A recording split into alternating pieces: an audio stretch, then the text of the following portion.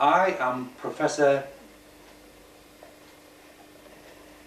of Human Anatomy at the University of Paris.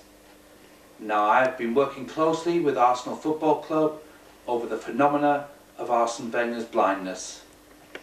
Now, we have discovered, following MRI scans and CAT scans, CAT scans and CT scans and topomyography scans and all kinds of scans, that when Arsene Wenger says that he cannot see something, it's not that his eyesight is bad or he is opting out, but we have found that there is a genetic problem with Arsene Wenger's eyesight.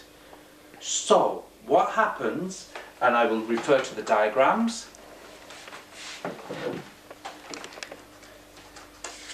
On my laptop, right.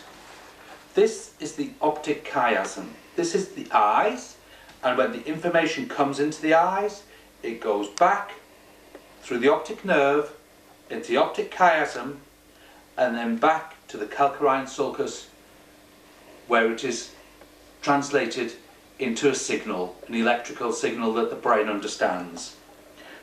You notice the crossover point, the optic chiasm. This is a very important point, because if we look here at this diagram, there is the optic chiasm and there is the pituitary gland. Now, the pituitary gland is responsible for the release of adrenaline. Now, when the adrenaline is produced from the pituitary gland, it will affect the body, enzymes, adrenaline, noradrenaline. All these come from the pituitary gland, and we have discovered that because of the positioning, when anything happens, so this is the diagram, so bear that in mind. Now, what we found with Arsene Wenger is when we showed him videos of neutral matches, so like Birmingham against Aston Villa, he didn't produce enough adrenaline.